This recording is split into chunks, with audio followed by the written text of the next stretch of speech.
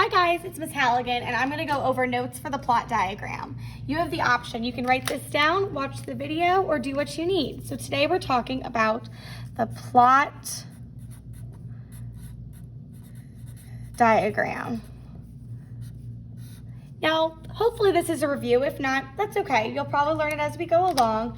The first thing we need to know when we're going over the plot diagram is, what is plot? Think in your head, what do you think it is? Plot's an easy one. It is just the events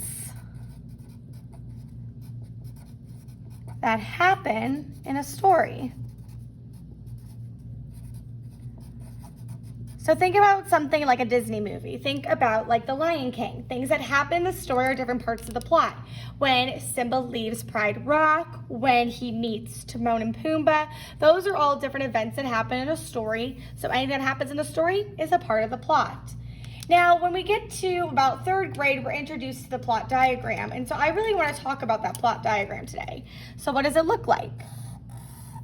This is a very familiar shape that you should feel. Is very familiar. And we have 5 points of the plot diagram. And I'm going to label them here before I write them down here. So there's 5 points of the plot diagram. The first part is number 1, and that is the exposition.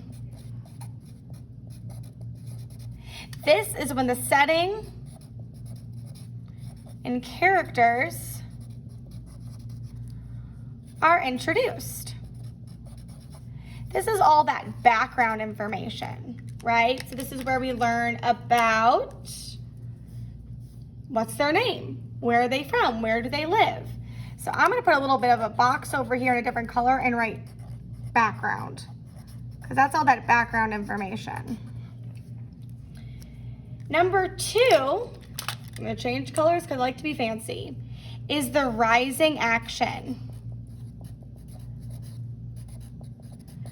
Rising action begins the moment conflict starts. So the moment conflict starts,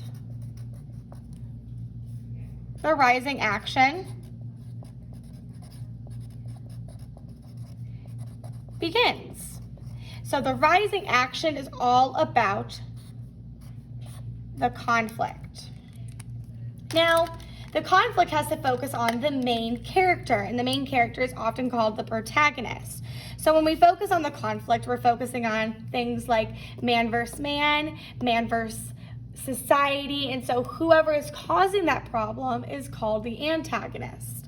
So think about this in The Lion King. In The Lion King, the moment conflict begins is when Simba's dad dies, right? And that causes a conflict of who he is and what's his role in Pride Rock. And so the whole story focuses on the rising action. Now, before we go to number 3, we need to know this. 80% of our story oftentimes lives in the rising action. So this chart, even though it helps us visualize, isn't accurate about the timeline of everything. The next part is number 3, and that is the climax. The climax is actually not the most exciting part. It's the turning point in the story for the main protagonist, which is the main character.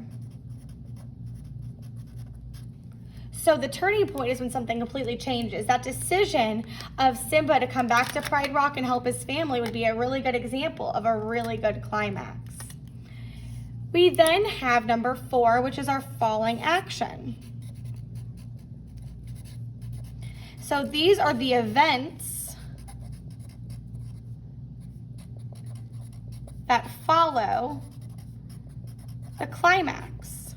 Oftentimes you will hear me say things fall into place. Falling action is super easy because things seem to go really well for the character after the falling action. And last but not least is number 5, and this is the resolution. The resolution is simply the end of the story. How things turn out. Now, those are all the definitions that we will talk about this week, but I really want to focus on different points. So here's the exposition. Right here is the transition from the exposition to the rising action. And this means conflict starts. So the moment conflict begins, we transition from the exposition to the rising action. Conflict kind of builds it up, right? It's like a snowball. It keeps rolling and rolling and rolling. The moment it stops and it turns is when the main character or protagonist realizes something, tries to solve the conflict in a way that's successful. And as that happens, it snowballs down this little plot diagram. Things fall into place. Think about how it happens, right? Scar dies, Plymouth Rock, Pride Rock comes back. And in the story, we see Simba's life as a result. And so we're going to talk about this a lot. If you have any questions, just let me know.